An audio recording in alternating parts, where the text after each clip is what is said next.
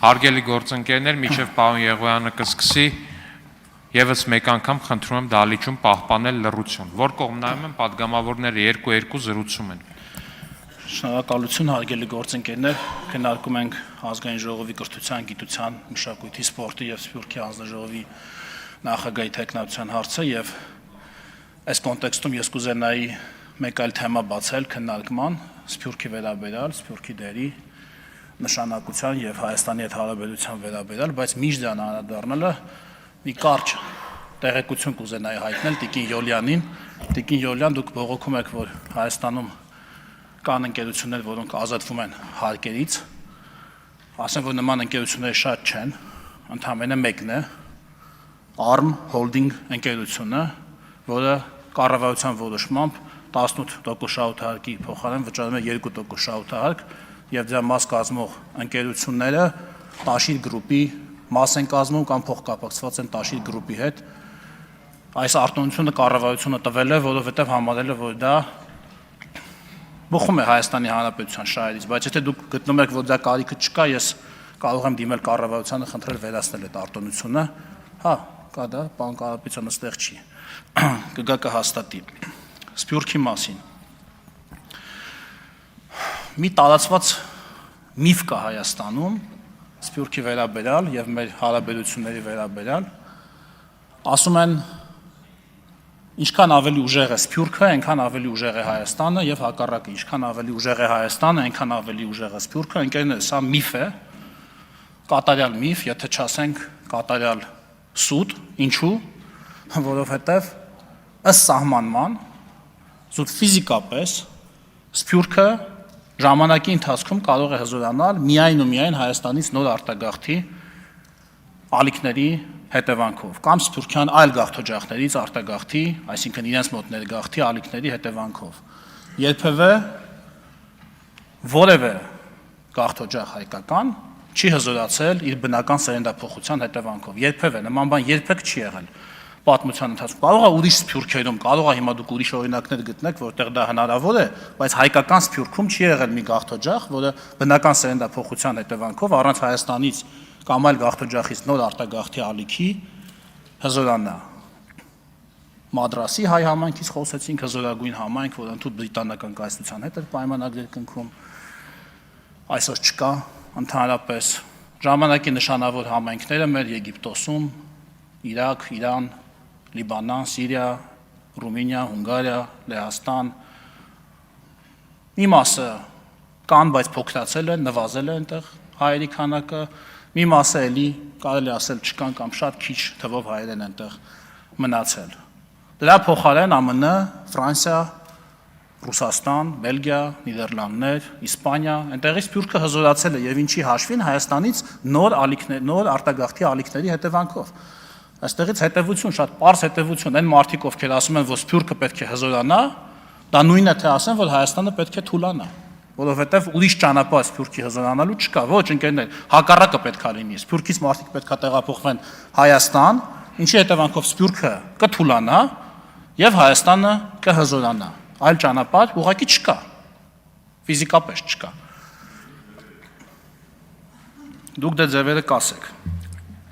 Պատգամավոր Մամիկոն Ասլանյան, ձեր նկատմամբ հայտը կիրառում են կարգապահ, մի վարքյան, պարոն Եղոյան, նախազգուշացում։ Հարգելի Տիկին Յենգոյան եւ պարոն Թամրազյան, նիստը ինչ սկսել ենք, դուք խոսում եք, հարգելի գործընկերներ, խնդրում եմ դադարեցրեք։ Երկրորդ միֆը, որ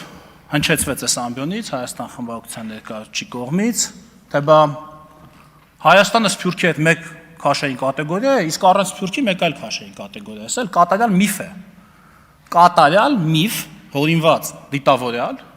լրիվ այլ նպատակներով, ոչ Հայաստանի շահերից բխող։ Ինչու է սա միֆ հեքիաթ, ինչու։ Որովհետև Սփյուռքը ինքնին չունի հստակ քաշային կատեգորիա։ Սփյուռքը ինքնին, մենք չգիտենք Սփյուռքը ինչ քաշային կատեգորիա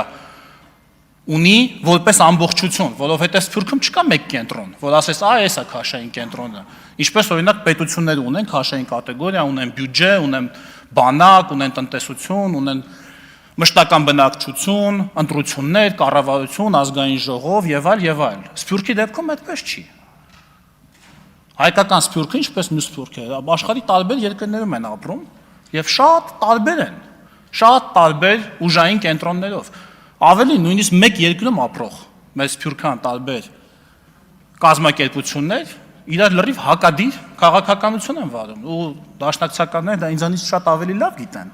Ես օրինակներ չբերեմ, այնպես որ մի քիչ վերաձևակերպելով Քիսինջերի ասածը, այլ առիթով սփյուռքը չունի մեկ հեռախոսահամար։ Զանգես եւ սփյուռքը քեզ պատասխանի իր ամբողջ քաշային կարգով, ասի իմ քաշային կարգը միացնում եմ քո քաշային կարգին։ Ո՞վ է այդ հեռախոսահամարի կրողը, ասենք Մուրադ Փափազյանը, հա, օրինակ Ֆրանսիայում։ Ոչ չգիտես ում մանդատով է խոսում, քանի հոգու ձայն է ստացել, ով է ինքը ընդհանրապես։ Այս օրինակ եմ էլի բերեմ, չմտածեք ինքը ինչ շատ է հուզում։ Դուք շատ կոռեկտ եմ, ասում եմ, արդյոք ինքն է սփյուռքի ներկայացուցիչը, ոչ չգիտես քանի հոգու անունից է խոսում, սա կոռեկտ է լուր։ Կոռեկտ եմ ասում, տիկին գալիս են, քանի հոգու անունից է ինքը խոսում։ Ֆրանսիայում ապրում է 500,000-ից ավել հայ։ Քանի հոգու մանդատ ինքը ունի ընդհանրապես Հայաստանի շահերից խոսելու, ել չասած սփյուռքի շահերից խոսելու կամ ֆրանսիական համայնքի շահերից խոսելու։ Մենք խոսում ենք ստացած լինելու 730,000 քաղաքացիների մանդատ։ Ինքը Ֆրանսիայում 730 հոգու, ոչ թե 730,000, 730 հոգու մանդատ ունի, 730 մարդ կգտնվի իր կողքը հավաքված, որ կասի ինքը ճիշտ է ասում, բայց նույնիսկ եթե գտնվի, դա էլ չի լինի, էլի համայնք։ Ոնց է ընտրվում, կամ այն Արամ Համբարյան, ԱՄՆ-ում ինքը ում անունից է խոսում։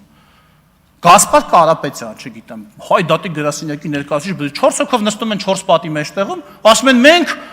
ուզում ենք, որ Հայաստանը սենց անի։ Կներեք, իսկ իրանք ով են, որ ուզենան, որ Հայաստանը սենց կամ նենց անի։ Ում անունից են իրանք ուզում։ Դա։ Իրանք կարծեմ,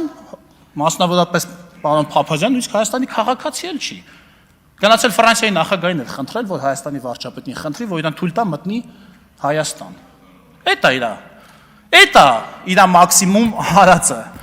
Էդ է իր հարածը։ Այն աստիճանի մարդ չկարանա հարաբերություն կառուցի, որ գնա ատոմային միջուկային գերտերության ղեկավարին ոչ թե ասի մեզ տվեք զենք,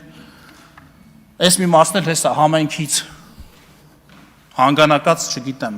այս էլ մենք ենք առնում մեր պետության, տվեք տեխնոլոգիա, տվեք մասնագետներ, ԵԱՏՄ-ում խնդրեք մեզ մաքսային ատոնություն տան, գնա ասի կարակ, Փաշինյանին ասեք մի հատ իմ սեկտը բանը ոնց է կոչվում, բացի մտնեմ էլի, պարոն նախագահ, այ էսա, սրա մասին է, այսօրվա այդ խոսակցությունները։ Տիկին Մաթևոսյանը հարց տվեց, ասեց, պարոն Խանդանյանին կարծեմ, ասեց, դուք էդ որ ասում եք, մենք էդ որ ասում ենք, պետականամետ սփյուռքյան կառույցներ կարող է նկատի ունեք իշխանամետ։ Տիկին Մաթևոսյան, այո, հենց դա էլ նկատի ունենք, որովհետև Հայաստանի Հանրապետության պետական շահը սահմանում է ժողովրդի կողմից ընտրված պետական իշխանությունը։ Էդ է, օտարի համար այնպիսին, ինչպիսին օտարերկրյա քաղաքացիներն են։ Մի ընդհատեք տեղից հարգելի գործընկեր։ Օտարի համար Հայաստանի, եթե օտարը ուզում է Հայաստանին օգնի, Հայաստանի վարչապետին արտգործնախարարն է գալիս հարցնում, ասում է ինչով կարանք ձեզ օգնել։ Հայաստանի վարչապետն ու արտգործնախարարն ասում են սրանով։ Ոչ թե ինքը նստում է 4 պատի մեջտեղ, դաշնակցական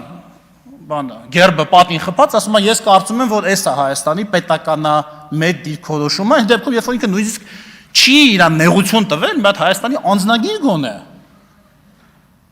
ստանա, որը մեծ ջանք պիտի ոչ չպահանջեր իրանից։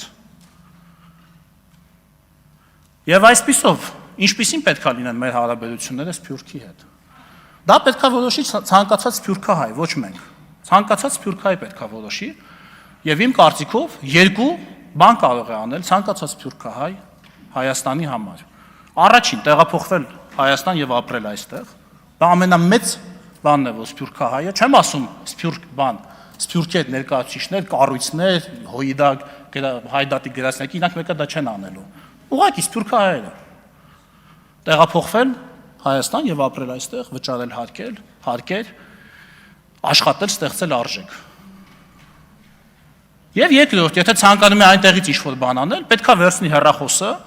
զանգի Հայաստանին, իսկ Հայաստանը ունի հեռախոսահամար, ի տարբերություն Սփյուռքի, եւ հարցնի Հայաստանին,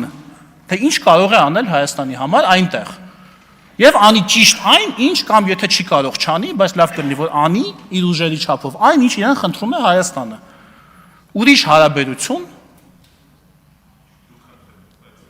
Ուրիշ հարաբերություն ես չեմ պատկերացնում։ Ես բացատրեցի թե ով պիտի վերցնի Ավարտեք, պարոն Եղոյան։ ու զանգի։ Իմ ամբողջ ելույթի իմաստը հենց այդ է, պարոն Աբրահամյան։ Երբ որ կտակ Սփյուռքի հեռախոսահամարը, մենք էլ կարող ենք զանգել։ Մեկ հեռախոսահամար տվեք Սփյուռքից։ Շնորհակալություն։ Շնորհակալություն։